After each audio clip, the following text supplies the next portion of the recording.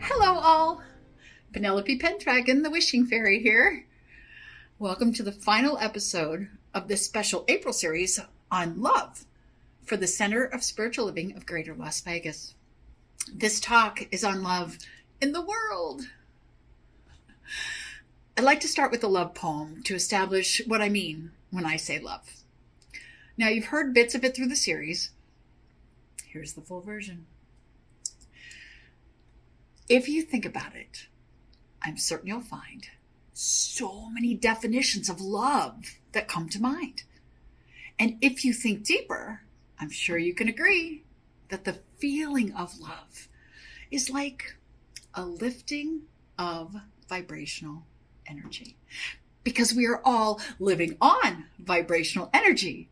You see, we vibrate higher when we're happy, and we vibrate lower when we're sad.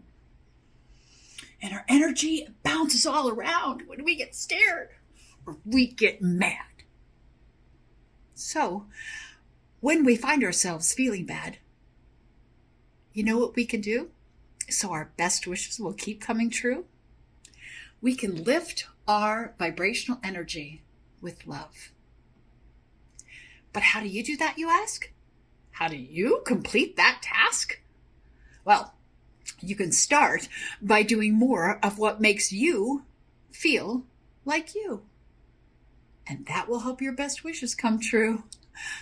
When you do more of the things that make you smile, laugh, dance, or even sing, then that is when the universe, spirit, source, God, goddess, fairies will know what to bring. Because there's a universal law that states that the energy you give is what the universe creates. It's the law of vibration and the law of attraction too, that tells us what we need to do is to match our energy to the energy you are wishing to see come into your own reality. Makes sense if you ask me. And another thing about love that you should know, when you help lift others' vibrational energy with your love, it allows you to grow. It'll keep you in life's most wondrous flow. And believe me, this is something I definitely know. Love. At the Center for Spiritual Living, this thought process is at the core. Love is all there is. I feel that love is all there is because everything is vibrational energy. And I'm excited to share that science is starting to agree. In the past, spirituality and science were polar opposites. Most of the spiritual philosophies couldn't be proven by science. Now, with quantum physics in play, many spiritual concepts can be explained scientifically. There are a plethora of articles online that explain and describe quantum physics, so if you're curious, go ahead and look them up. For this talk, though, I'm going to break it down really quick and easy. If you look at your body through a powerful microscope, you'll find that your body is made up of like a gajillion cells. If you zoom in a little more, you'll see that the cells are made up of atoms and molecules. Keep zooming in, and you'll discover that these atoms and molecules are pure energy. Every atom, object, and living thing is in constant motion, vibrating at a specific frequency, depending on what it is. The first principle of the law of vibration is that everything is energy, and energy is everything.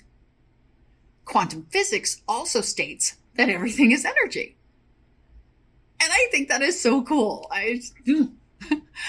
So if everything is energy, like me and you, then it stands to reason that ideas, thoughts, and emotions have energy too. Now, in my shows and books, I teach about fairies and goblins, both being from a family called the Fae. And the Fae help your wishes come your way. When it comes to the Fae, they are what they eat. For the Fae, your energy is a delicious treat. How you feed them is how they grow. And then, my friends, before you know, you have either fairies or goblins beginning to show which way each day is going to go. So, since fairies feed off your good energy and the goblins feed off the bad, fairies bring the wishes that make you happy, and goblins bring the wishes that make you sad. If you feed the fairies, they will lead you to the things that will lift you higher and give you wings. But the goblins, oh, no, no, no. If you let those goblins grow, they will will you away with worries and wither you with your woes. They will fill you with fear, anger, and doubt, and other yucky feelings that we can all do without. So I urge you today, and every day, to feed your fae in the very best way.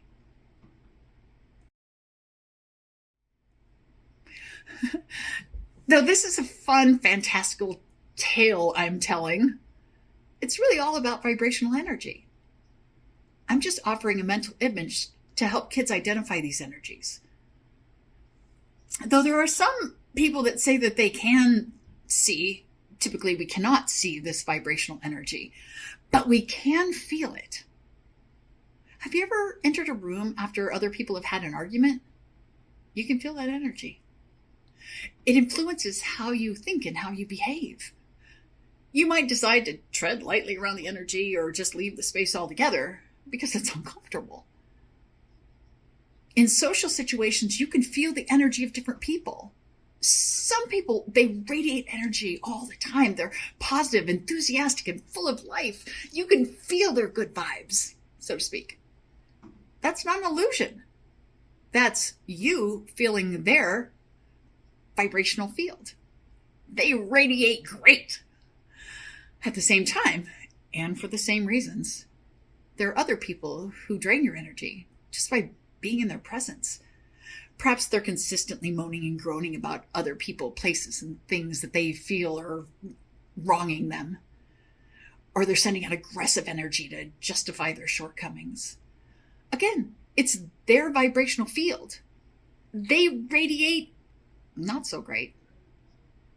These are two examples, and there are many in between. But I'm pretty sure you know what I mean.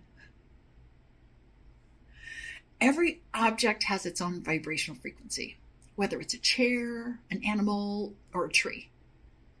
And since we humans are also energy, we vibrate at a certain frequency. Though I'm sure you know we don't all vibrate the same. So if our vibrational energy is low, we kind of have ourselves to blame. Because we can choose how we think and how we feel. Now, I'm not saying tragedy and trauma aren't real. I am saying they need to be dealt with without being drenched in drama. For an example, I'll use this quote from the Dalai Lama. When we meet real tragedy in life, we can react in two ways. Either by losing hope and falling into self-destructive habits, or by using the challenge to find our inner strength. So, if your days keep showing that the goblins are growing, there are plenty of things you can do to get the goblin goo off of you. Try immediately looking for the brighter path. Think of things that make you laugh. Take some time to appreciate the things in your life that are really great. Then, find something to appreciate in the things that you kind of think you hate. Because your energy goes where your attention flows. So, shifting and lifting you when you're covered in goblin goo is what you can do. So your best wishes will keep coming true. Everything is energy. And it's in constant vibration. When we purposefully channel that energy and grow it in the ways that'll lift us, we'll inevitably change our lives, the lives of those around us, and thus the world we live in. Like a ripple in the water. that consciousness, that aliveness, that higher vibration radiates out into the rest of the world. I believe that this is how we'll be able to shift and lift the vibration of our world, by infusing more love into it. But we need to do this consciously and consistently within our own experiences. We need to consciously be uplifting within ourselves. And when we can, we need to lift others' vibrational energy too. But how can we consistently be good lifters? What do we do when we don't feel very loving? My friend Joy toured with me for a short while. She's a dedicated life and love lifter, has a wonderful website called experiencejoy.com that's full of forward-moving ideas. Now, during our time together, Joy shared with me a simple question that I could use when I encountered disappointing or distressful situations. Rather than reacting to low vibration, she suggested I ask myself, what would love do in this situation? What would love do? Taking the acronym of love and asking what would love, the lifting of vibrational energy, do in this situation changed the game for me. It's like asking myself, how can I lift this situation?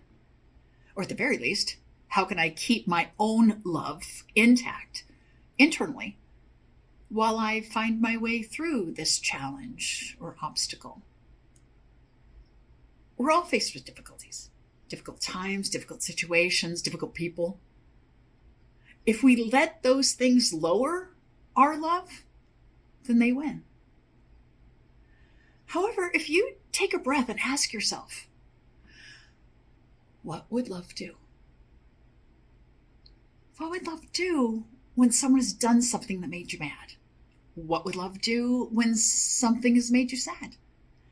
What would love do when there's confusion or guilt or hate? What would love do when you just can't relate? It's a very, very powerful question. Very, very powerful question. Oh, it looks like I'm running out of time. So I'd like to leave you with one final rhyme. I have a wish. It's a pretty common wish. My wish is for world peace. And I know this is a very lofty wish, but unlike Miss America, I have a plan. I have 3 simple steps for world peace that go as follows. Step 1, make your life fun. Because when you find fun in whatever you do, whether it's doing the dishes or tying your shoe, the peace that you seek will find you too. Step 2, communicate with compassion. And then compassion can be returned to you. I'm not saying it always will. I'm saying peace can't happen until compassion is given. That's when it can be received. Only then is when peace will be achieved.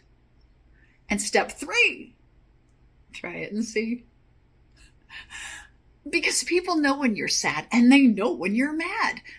Watch their reaction when you show them you're glad. And I mean show them you're glad.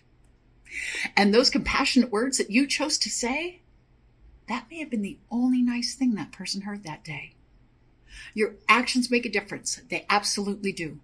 And if you have any further questions, please see step 1 and step 2.